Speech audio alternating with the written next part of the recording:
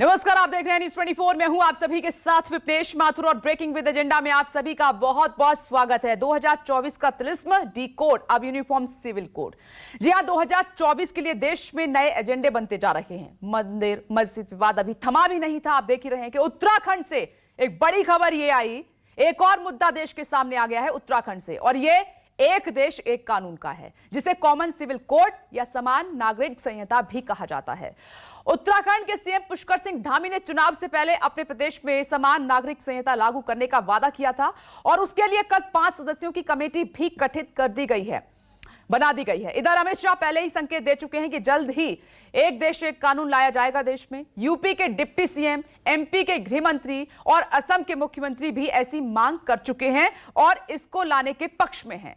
हालांकि कांग्रेस का यह कहना है इस मामले में कि ऐसा केवल मुसलमानों को डराने के लिए किया जा रहा है। लालू यादव की पार्टी का मानना है कि बिना सबकी सहमति के इसको लाना असंभव है। तो देवबंद में देश भर के मौलाना आज मस्जिद विवादों और एक देश एक कानून पर भी चर्चा करेंगे। तो ओवैसी ऐसे किसी कानून की जरूरत ही नहीं महसूस करते। ओवैसी कहते हैं कि इसकी जरूरत ही क्या है देश में, यानी एक कानून पर अलग अलग राय है सबकी, और इन सब में सबसे बड़ी बात यहां पर यह उठती है कि पूरे देश में यह कानून संसद में संविधान संशोधन के जरिए ही लाया जा सकता है, सब जानते हैं। तो राज्यों के समान संहिता कानून कितने लीगल होंगे, कितने वैध होंगे, यह सबसे बड़ा सवाल यहां पर खड़ा हो रहा है। और अब तक इस तरह का कानून गोवा में लागू है, इसके अलावा पूरे देश में कहीं भी नहीं है। तो क्या 2024 के लिए एक देश एक कानून मुद्दा बनाया जा रहा है? इसी मुद्दे पर करेंगे बड़े पैनल के साथ चर्चा और एजेंडे की गहराई समझेंगे राजीव रंजन और प्रभाकर मिश्रा से। तो क्या 2024 का ये एजेंडा रहेगा पार्टी का, एक देश एक कानून का? ये है आज की हमारी चर्चा का सवाल। 6 तस्वीरें इस वक्त आपकी टीवी स्क्रीन में, जिस पर आप देख सकते हैं कि उत्तराखंड में इसको लेकर तेजी दिखाई जा रही है। कमेटी का भी गठन कर दिया गया है। यूनिफॉर्म सिविल कोड के बारे में चुनाव से पूर्व घोषणा की थी, संकल्प लिया था कि नई सरकार के गठन होते ही हम समान नागरिक संहिता का कानून उत्तराखंड के अंदर लागू करेंगे। तो उस दिशा में हमने मंत्रिमंडल की पहली बैठक में उसको निर्णय ले लिया था कि हम इसके लिए कमेटी बनाएंगे। आज हमने रंजना प्रकाश देसाई, माननीय सेवानिवृत्त न्यायाधीश, उनकी अध्यक्षता में 5 जनों की कमेटी बना दी है। ये कमेटी सभी से बात करके, हितधारकों से बात करके, सभी से परामर्श करके एक ड्राफ्ट तैयार करेगी। उस ड्राफ्ट को हमारी सरकार लागू करेगी। जिस प्रकार से उत्तराखंड सरकार ने अपने कदम बढ़ाए, उसी प्रकार से उत्तर प्रदेश सहित, जैसा माननीय गृह मंत्री जी ने कहा है, देश के अन्य राज्यों में भी जहां भाजपा की सरकार है वहां भी, और जहां गैर भाजपा सरकारें हैं, अगर सबका साथ सबका विकास, सबके लिए एक जैसा कॉमन सिविल कोड, ये तो एक ऐसी चीज है जिसका सबको मांग करनी चाहिए, सबको स्वागत करना चाहिए। जो देश का माहौल है, वो देश के माहौल में लोगों को लग रहा है कि साहब मुसलमान जो है वो टारगेट पर है, जो रूलिंग पार्टी है उसके टारगेट पर है। अब उसी में ये माने कॉमन सिविल कोड वाली भी बात है। और रंजना देसाई जी जो जिनकी अध्यक्षता में ये कमेटी बन रही है, वो भारतीय जनता पार्टी की प्रिय जज हैं। यूनिफॉर्म में करना मैं समझता हूँ कि मुश्किल ज़रूर है, लेकिन अगर राज्य सरकार की का प्रयास है तो ठीक है, वो उसका मसवदा तैयार करे और मसवदा को पेश करे, और उस पर बहस होनी चाहिए, उस पर चिंतन होना चाहिए। अगर ये इतना आसान होता यूनिफॉर्म सिविल कोड, तो ये कब का बन गया होता। यकसा सिविल कोड को इस देश की ज़रूरत नहीं है। हमको आप ये बताइए, बीजेपी अमित शाह साहब ये सब बोल रहे हैं, आपको मालूम गोवा में जो सिविल कोड है कैसा सिविल कोड है? अगर गोवा में कोई हमारा हिंदू भाई शादी करता है और उसकी वाइफ की उम्र 25 और 30 साल की हो जाती, उसको बेटा नहीं हुआ तो सेकंड मैरिज कर सकता है वो। अब इस पर क्या बोलेंगे बीजेपी वाले? सरकार आपकी है वहां पर। क्या 2024 का यही अब एजेंडा नजर आ रहा है? क्या इसी को तय करने की कोशिश की जा रही है? कॉमन सिविल कोड की हम बात कर रहे हैं, क्योंकि अब चाहे उत्तर प्रदेश की बात करें, गोवा में ऑलरेडी लागू है, उत्तराखंड की बात करें, इसके अलावा कई राज्यों से इसकी मांग हुई है, लेकिन तेजी उत्तराखंड में दिखाई दे रही है क्योंकि वहां पर कमेटी का गठन कर दिया गया है। तो सवाल यह भी है कि अगर राज्य सरकार इसको लागू करती है तो ये कितना लीगल होगा, कितना वैलिड होगा, वैध होगा, इस पर भी एक सवाल है। पैनल हमारे साथ मौजूद है चर्चा करने के लिए इस वक्त, और मेरे सहयोगी प्रभाकर मिश्रा को अभी टीवी स्क्रीन पर आप देख रहे हैं। लीगल एंगल इसका पूरा समझाएंगे हमें। दिल्ली से हमारे साथ मौजूद हैं। इसके अलावा तुहिन सिन्हा साहब हमारे साथ मौजूद हैं, बीजेपी स्पोक्स पर्सन इस चर्चा में शामिल हैं। कपिल श्रीवास्तव जी भी हमारे साथ जुड़ गए, Samajwadi party spokes person. Abdul mannan साहब हमारे साथ मौजूद हैं, AIMIM स्पोक्स पर्सन है। साथ ही अश्वनी उपाध्याय पिटिशनर हैं, एडवोकेट हैं, हमारे साथ जुड़ गए हैं। आप सभी का बहुत बहुत स्वागत है ब्रेकिंग विद एजेंडा की इस बहस में। लेकिन सबसे पहले मैं प्रभाकर मिश्रा आपका रुख करना चाहूंगी। कॉमन सिविल कोड, समान नागरिक संहिता, ये हाई कोर्ट में भी मामला लंबित है, सुप्रीम कोर्ट में भी लंबित है। अब तक इस मामले में अदालतों का रुख क्या रहा है? और दूसरा बड़ा सवाल, ये कौन लागू करेगा, सरकार या फिर अदालतें? और जो राज्य सरकारें करने की कोशिश कर रही हैं इसको लागू करने की, वो कितनी वैलिड रहेंगी, कितनी मान्य रहेंगी?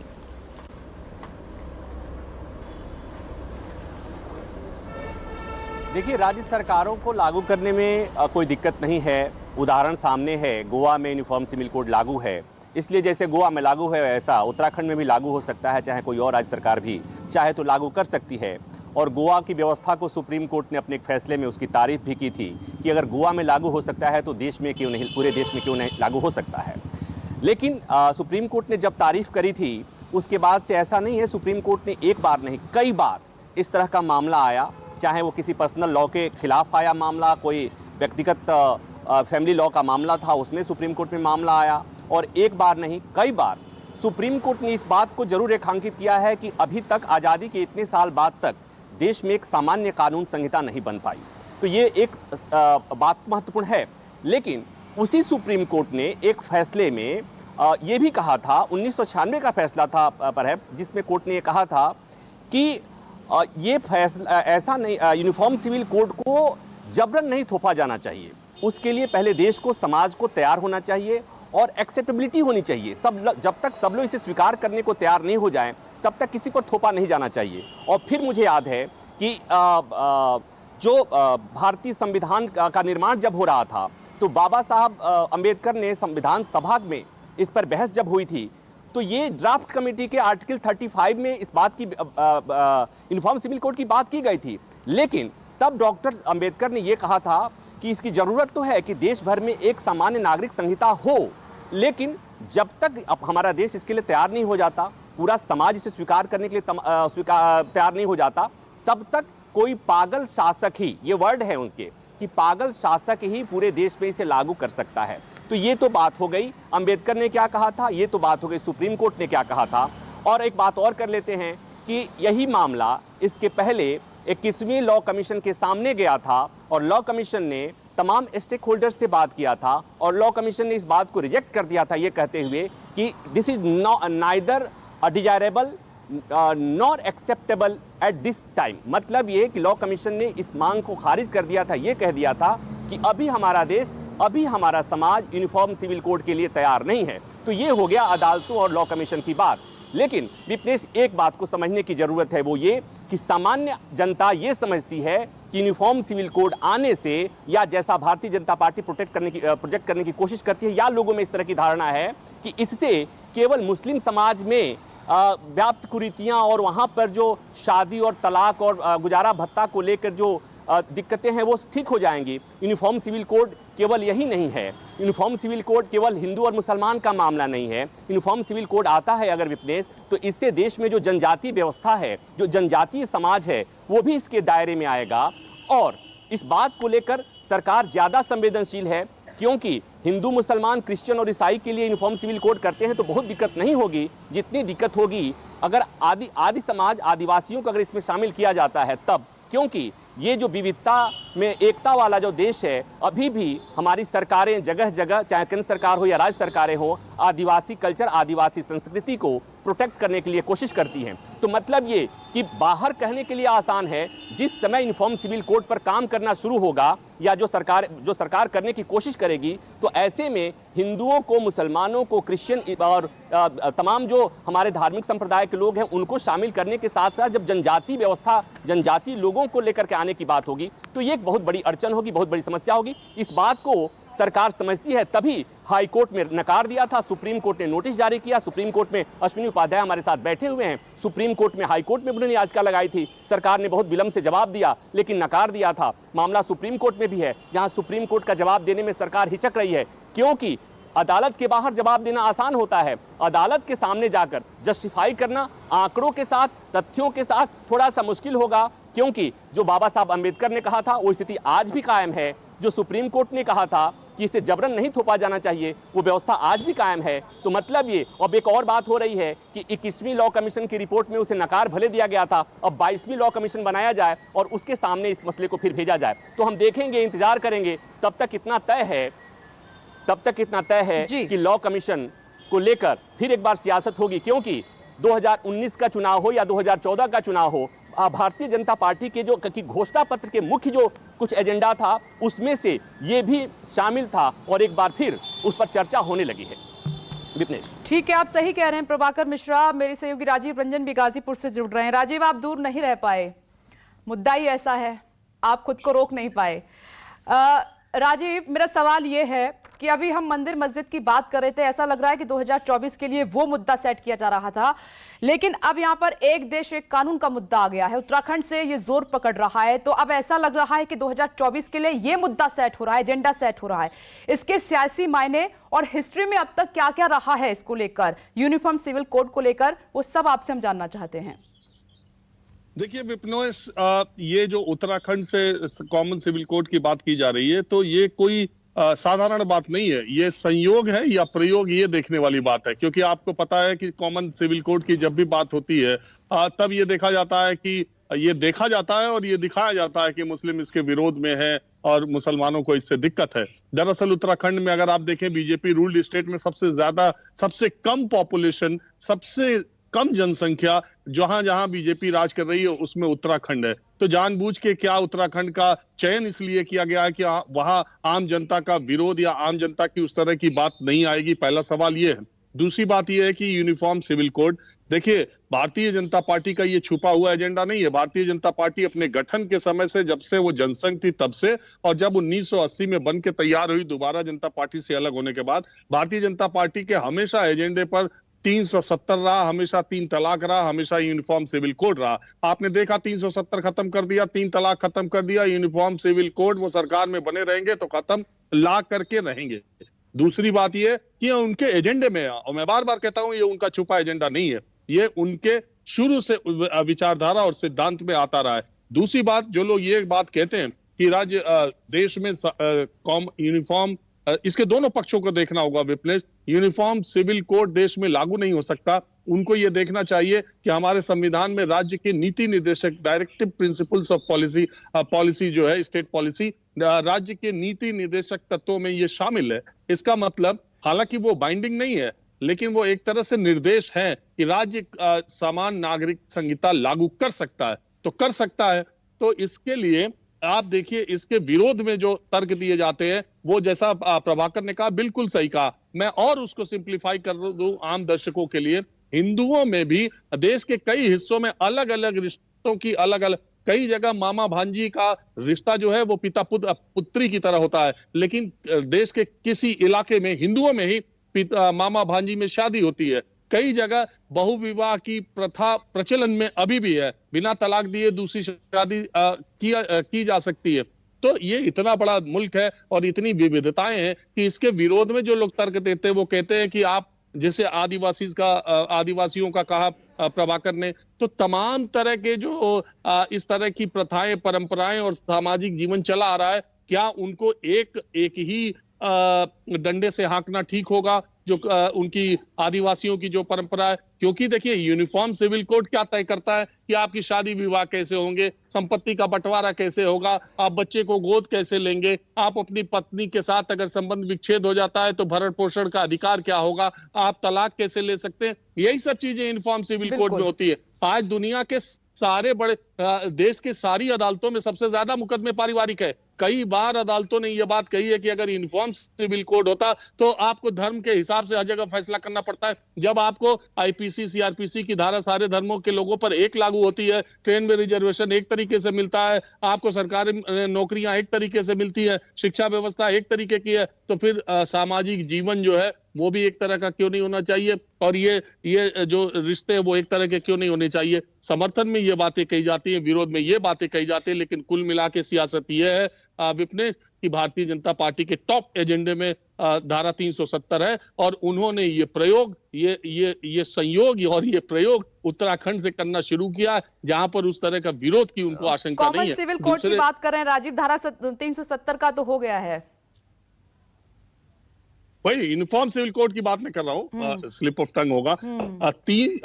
यूनिफॉर्म सिविल कोड की शुरुआत उन्होंने उत्तराखंड से करने की कमेटी बनाई है, रंजना देसाई को जज बनाया। देखिए इसका विरोध देश के दूसरे हिस्सों में होगा, लेकिन वहां पर प्रयोग आसानी से किया जा सकता है। मैंने आपको पहले बताया कि मुस्लिम पॉपुलेशन वहां पर कम है, लेकिन ऐसा बिल्कुल नहीं है कि यह असंवैधानिक चीज है। संविधान में राज्य के नीति निर्देशक तत्वों में इसका उल्लेख है, और अगर आप ज्यादा लोग यहाँ पढ़े लिखे हैं, संविधान सभा की डिबेट में अगर आप जाएंगे तो इसकी पुरजोर वकालत करने वाले लोग कि समान नागरिक संहिता हो, क्योंकि संविधान सभा की जो बैठकें हुई है, जो बहसें हुई हैं, उसमें बहुत सारे लोगों ने कहा है कि समान नागरिक संहिता हम अभी संविधान का मूल स्वरूप में नहीं डाल रहे तो हम महिलाओं के साथ ठीक नहीं कर रहे हैं। हालांकि उस समय तमाम विरोध और उसके चलते इसको राज्य के नीति निर्देशक तत्वों में डाल दिया गया, और मुझे पूरा पक्का यकीन है कि आने वाले दिनों में भारतीय जनता पार्टी अपने इस एजेंडे को पूरा करने के लिए भी कदम आगे बढ़ाती रहेगी। ये राजीव आपने सही कहा कि बीजेपी का ये एजेंडा रहा है, बाकी एजेंडे जो आपने गिनाए ये भी प्रायोरिटी पर रहा है, और ये किसी से छिपा नहीं है। आपने सही कहा, एजेंडा नहीं है बीजेपी का, और जो सिंपल तरीके से आसान शब्दों में आपने इसके सियासी मायने समझाए हैं वो बहुत अच्छे से समझाए हैं। मैं आती हूँ, अश्विनी उपाध्याय फिंगर रेस कर रहे थे जब आप कुछ कह रहे थे राजीव, और वो पिटिशनर भी हैं, उन्होंने सुप्रीम कोर्ट के वकील हैं, याचिका इसमें दायर भी की है। अश्विनी जी क्या कहना चाह रहे थे आप? देखिए, पहली बात तो कॉमन सिविल कोड कहने की बजाय आप उसको इंडियन सिविल कोड कहिए।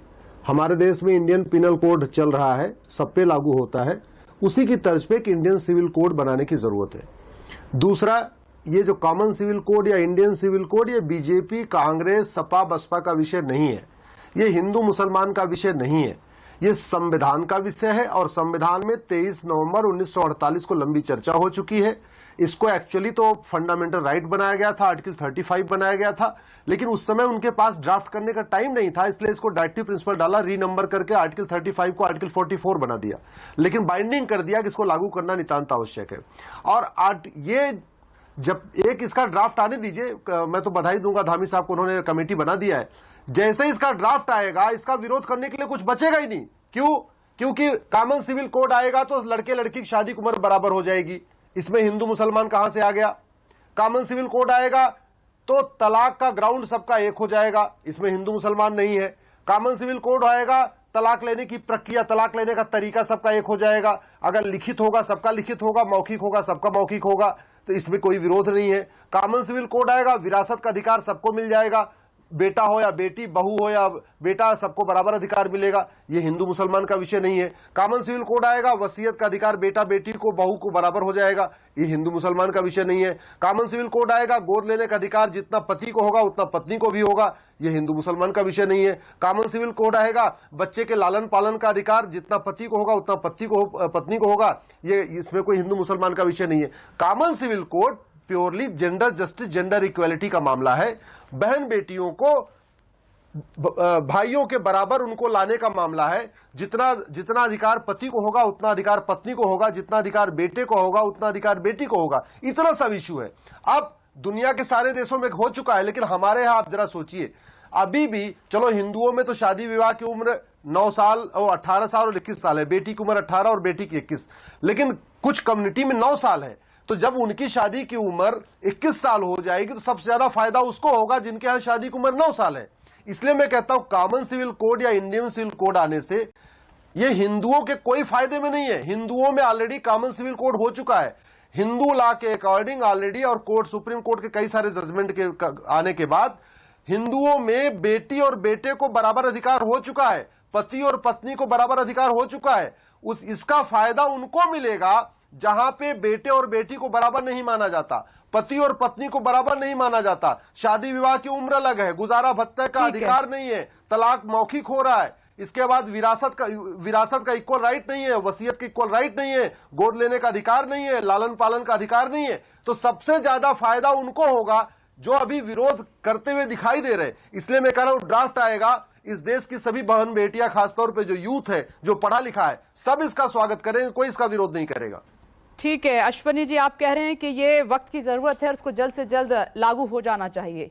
ठीक है, मैं आती हूँ, बीजेपी प्रवक्ता हमारे साथ मौजूद हैं तुहिन सिन्हा साहब। तुहिन सिन्हा साहब, अपोजिशन को आप लगातार सुन रहे हैं। लालू प्रसाद यादव ने ये कहा था, आपने सुना भी होगा, कि बिना सबकी सहमति के आप ऐसा नहीं कर सकते, और वहीं पर असदुद्दीन ओवैसी कह रहे हैं कि इन सब की जरूरत नहीं है, इसकी कॉमन सिविल कोड की जरूरत नहीं है देश में बिल्कुल भी। और उधर कांग्रेस का यह कहना है कि हिंदू मुस्लिम आप लोग करना चाहते हैं, इसीलिए आप बार बार इस पर यूनिफॉर्म सिविल कोड पर आप जोर दे रहे हैं। मैं आपसे जानना चाहती हूं, आपके एजेंडे में भी रहा है, हर बार इस बात को कहा गया है, क्या मकसद है आपका? देखिए, ये तो कोर्ट के द्वारा कॉन्स्टिट्यूशन में state shall secure to all its citizens a uniform civil code. तो जो चीजें आज से कई दशक पहले हो जानी चाहिए थी, हम बहुत विलंब के साथ, और ये बड़े शर्म की बात है कि इतने विलंब के बाद और इतनी कठिनाई के बाद आज भी असदुद्दीन ओवैसी और लालू यादव जैसे लोग सिर्फ और सिर्फ लोगों को भ्रमित कर रहे हैं। मैं आपके संवाददाता को भी सुन रहा था। जी हाँ, ये मैं पूरी जिम्मेदारी के साथ कह रहा हूं कि हम यूनिफॉर्म सिविल कोड के प्रति उतना ही संकल्पित हैं जितना कि हम आर्टिकल 370 को हटाने के प्रति थे, जितना हम राम मंदिर के निर्माण के प्रति थे। लेकिन मैं सबसे यही अनुरोध करता हूं कि तारीख कब बताओगे, मानसिकता पर मत आई। ये एक शुरुआत उत्तराखंड ने की है, जैसा कि अश्विनी भाई साहब कह रहे थे, ये एक जेंडर न्यूट्रलिटी का मसला ज्यादा है। इससे केवल और केवल उन लोगों को प्रॉब्लम हो सकती है जो भारत में रहकर शरिया की वकालत करते नहीं सकते। टीएस हसन समाजवादी पार्टी के सिटिंग एमपी है, कहते हैं शरिया लॉ लागू नहीं हुआ इसलिए कोविड आया देश में। ऐसे लोगों को प्रॉब्लम हो सकती है, अन्यथा बाकी लोगों को प्रॉब्लम नहीं हो सकती है। जब हिंदू समाज ने हिंदू मैरिज एक्ट 1955 स्वीकार किया, आज तो मुसलमानों को आगे आकर जो है इन रिफॉर्म्स को स्वीकार करना चाहिए। बिगमी, पॉलीगैमी सिर्फ एक डिसफंक्शनल सोसाइटी को जन्म देती है, जहां जो बड़े हो रहे हैं उनके बच्चे, जब वो देखते हैं कि पिता 3-3 शादियां किया है, तो इससे जो है कभी समाज में एक उनका भविष्य उज्जवल नहीं हो सकता है। एक डिसफंक्शनल माइंडसेट के साथ ग्रो करते हैं। तो मेरे ख्याल से सबको पॉजिटिव तरीके से इसको देखना चाहिए। ये जेंडर न्यूट्रलिटी, सोशल न्यूट्रलिटी का मसला ज्यादा है, और पॉलिटिक्स को इससे अलग रखकर इसको अपनाने का एक पहल करना चाहिए सबको। ओके, मैं प्रभाकर मिश्रा आपके पास आऊंगी। एक बार मैं मेहमानों का रुख कर लेती हूँ, क्योंकि आपका सवाल है अश्विनी उपाध्याय जी से, वो आप पूछेगा उनसे। कपिल श्रीवास्तव जी, समाजवादी पार्टी चाहती है कि यूनिफॉर्म सिविल कोड देश में लागू हो या नहीं? देखिए, समाजवादी पार्टी एक चीज स्पष्ट करना, अगर आपको सामान्य नागरिक संहिता लागू करना है तो देश के पहले बढ़ाइए, सारे लोगों से और रायशुमारी करके एक कोडिफिकेशन लेकर के आइए, पहले उसको पटल पे रखिए, उसकी जब विस्तृत रूप से स्वीकारिता हो जाती है तब आप उसको एक कानून का स्वरूप प्रदान कीजिए। और मेरे ख्याल से यही बात सुप्रीम कोर्ट ने भी अपने पूर्व के डिसीजंस में कही, लॉ कमीशन ने भी कही, और यहाँ तक कि बाबा साहब भीमराव अंबेडकर साहब ने जो बात कही थी उस समय भी इसी चीज को देखते हुए कहा था। क्योंकि ये सार्वजनिक लॉ नहीं है, ये पर्सनल लॉ है। जैसा कि ये बता रहे थे कि इक्वलिटीज की बात, समता और समानता, आर्टिकल 14 की बात, तो आप एक बात हमें ये बता दीजिए कि प्रत्येक धर्म और जाति के लोग बने हुए हैं, एक देश के अंदर रह रहे हैं, फिर पंथ निरपेक्षता की आवश्यकता क्या है? क्यों पंथ निरपेक्ष? फिर सापेक्ष हो जाइए, धर्म के सापेक्ष सरकार हो जाए। और मैं एक बात कह रहा हूं, मैं अपने घर में झाड़ू लगाऊंगा तब लगाऊंगा, नहीं इसका डिसीजन अश्विनी जी थोड़ी नहीं करेंगे। अश्विनी जी तो खुद एक भाजपा के नेता है, और अश्विनी जी सुप्रीम कोर्ट के वकील भी हैं, और साथ में याचिकाकर्ता भी हैं। तो इनके साथ यही दिक्कत है कि ये अपने आप जी, मुझे ये बताइए कि समाजवादी पार्टी चाहती है कि एक देश एक कानून हो, सबको समान अधिकार मिले, एक जैसा कानून हो सबके लिए, एक जैसे अधिकारों की प्रोटेक्शन हो सबके लिए, ये समाजवादी पार्टी चाहती है या नहीं? समाजवादी पार्टी ये चाहती है कि जो भी हमारे पर्सनल लॉज हैं वो सभी धर्मों के लोगों को एक साथ शिक्षित करके, एक साथ उनके सामने रख करके स्वीकारिता के साथ लेकर के आया जाए। क्योंकि इससे इस देश के अंदर कोई विकास पर चीजें नहीं सामने आने वाली है। तमाम लॉज कोडिफिकेशन हो चुके हैं, हिंदुओं के लॉ के अंदर कोडिफिकेशन हो चुका है। जो भी पारिवारिक विधियां हैं उसमें इस्लाम की के अंदर अगर कोई मसला आता है तो वो भी निपटता है। अश्विनी उपाध्याय कुछ कहना चाह रहे हैं आपकी बात पर। अश्विनी जल्दी से बोलिए, फिर मैं अब्दुल मन्नान साहब का रुख करूंगी। मेरी बात पूरी अच्छा हो कबीर जी जल्दी से बात पूरी कीजिए। मेरी बात पूरी हो जाए। मैं एक बात ये कह रहा हूं कि जितने भी इस समय पारिवारिक मसले आते हैं परिवार न्यायालय के अंदर, जो प्रधान न्यायाधीश हमारे यहाँ परिवार न्यायालय के देखते हैं, वो इन्हीं कोडिफिकेशंस के हिसाब से देखते हैं। यहाँ तो निर्णय देने में भी कोई दिक्कत नहीं।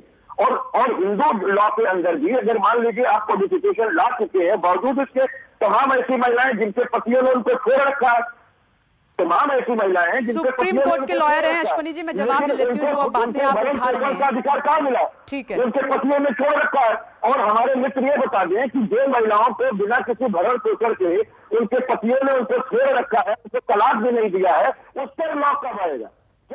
अश्विनी जी जल्दी से। बात नहीं है, ये तो हिंदू लॉ के अंतर्गत ही चलता और समझता की अधिकार है। ये तमाम अपने नेताओं का ही उसके अंदर देख सकते हैं कि लोगों ने छोड़ रखी है। ठीक है कपिल सिंह का जवाब लेते हैं। अश्विनी जी ने फिंगर रेज किया आपकी बात पर, वो कुछ कहना चाह रहे हैं। अश्विनी जी जल्दी से बोलिएगा। मैं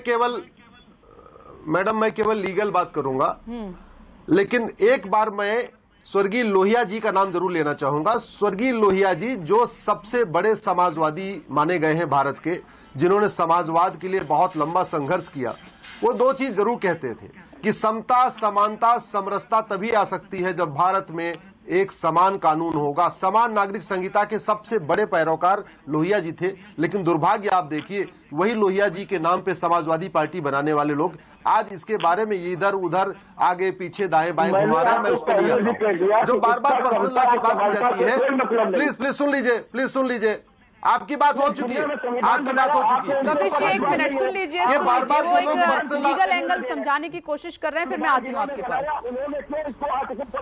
हाँ, ये वैसी एक संविधान के नाम पे जो झूठ फैलाया जाता है। अश्विनी जी एक मिनट रुकिएगा, ऐसे डिबेट डिटेल होगी और इसमें बहस शुरू हो जाएगी। कपिल सिंह आप भी धैर्य रखिए। एक सवाल है मेरे सहयोगी प्रभाकर मिश्रा का आपसे अश्विनी जी, वो जल्दी से पूछ रहे हैं। उसके बाद मेरे दो मेहमान हैं, मैं उनका रुख करूंगी जल्दी से। प्रभाकर आप अपना सवाल पूछे, क्या है अश्विनी उपाध्याय से आपका सवाल?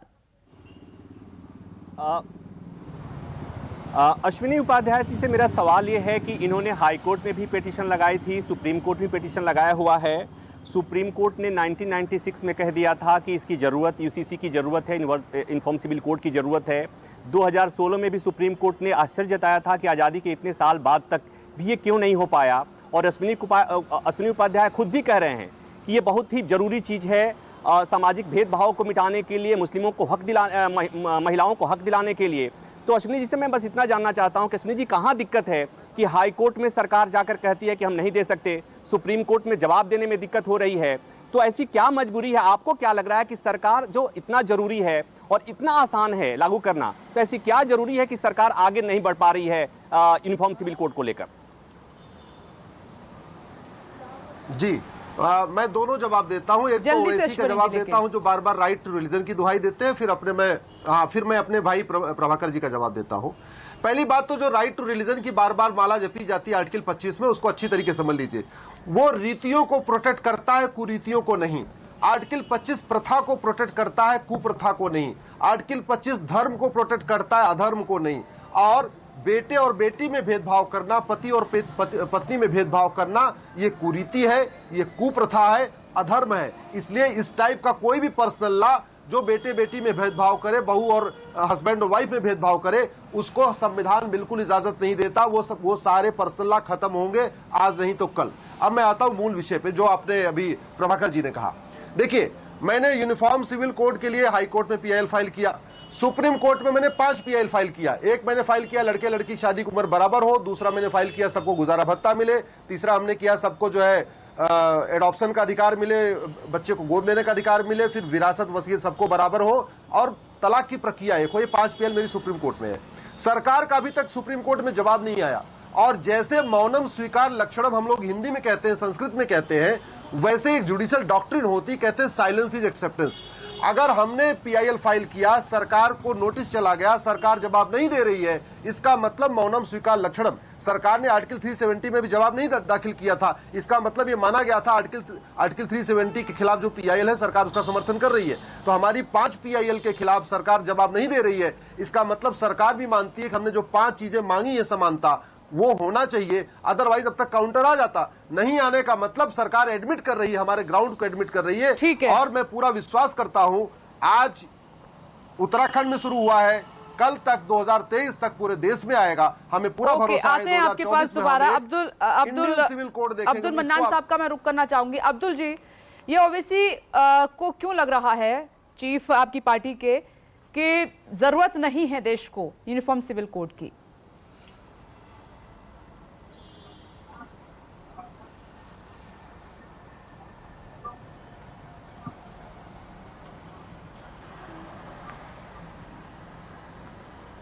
चलिए, अब्दुल मन्नान साहब की ऑडियो हम तक नहीं पहुंच रही है आवाज, और मैं तब तक मौलाना साहब से बात कर लेती हूँ। गुलाम हफीज सरवर साहब जी, एक मिनट रुकिएगा, मैं आती हूँ अश्विनी जी। मैं जब तक गुलाम हाफिज सरवर साहब का रुख कर लेती हूँ।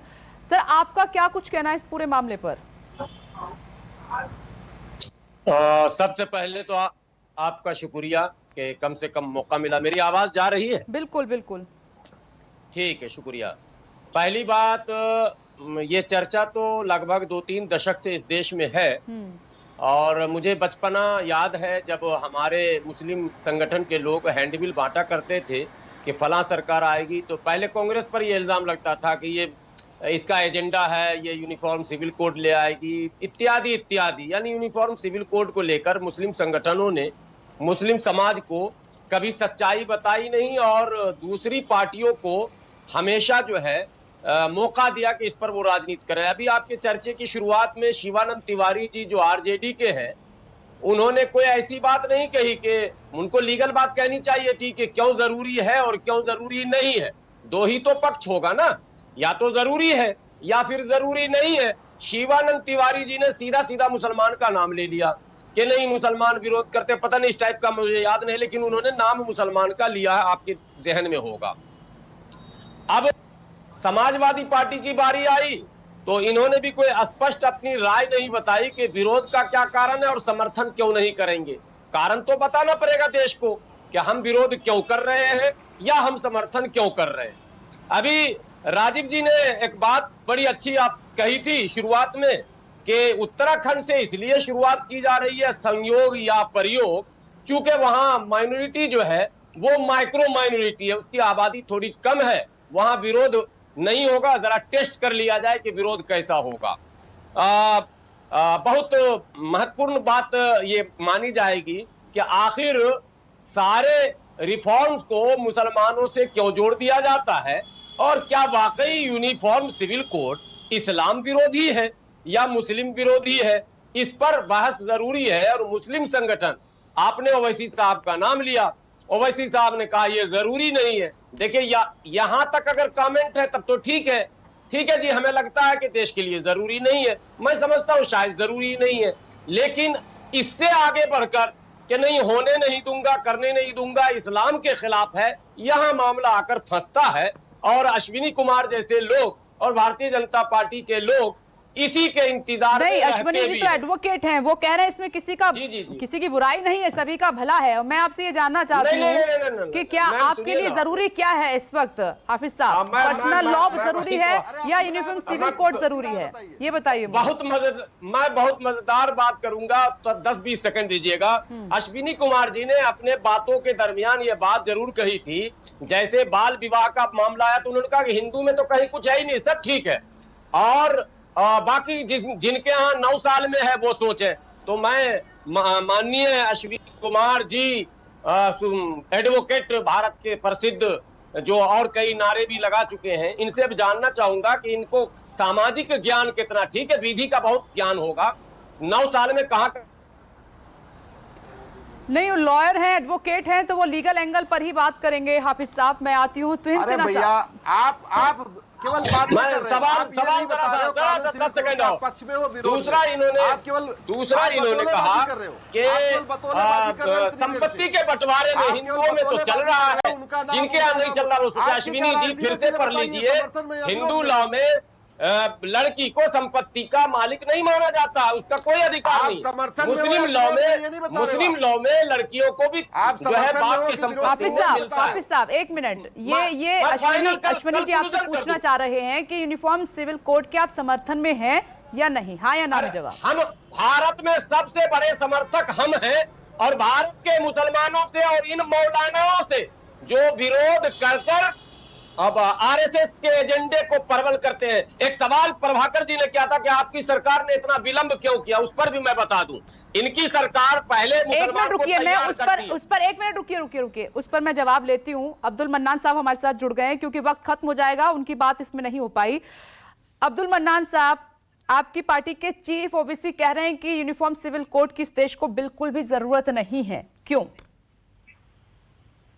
देखिए, ओवैसी साहब ने बिल्कुल सही कहा कि यूनिफॉर्म सिविल कोड की कोई जरूरत ही नहीं है। जहां देश के सामने इतनी सारी समस्याएं मुहबाए खड़ी हुई हैं, वहां ये यूनिफॉर्म सिविल कोड का राग आराप रहे हैं अश्वनी जी।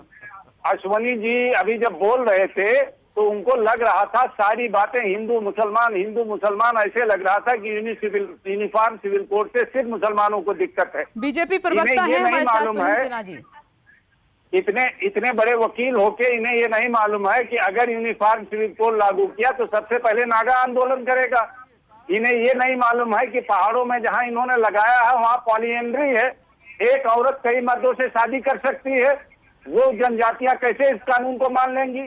इन्हें ये नहीं मालूम है कि साउथ इंडिया में जो है हिंदू अपने मामा जो है अपनी जो है भांजी से शादी कर सकता है।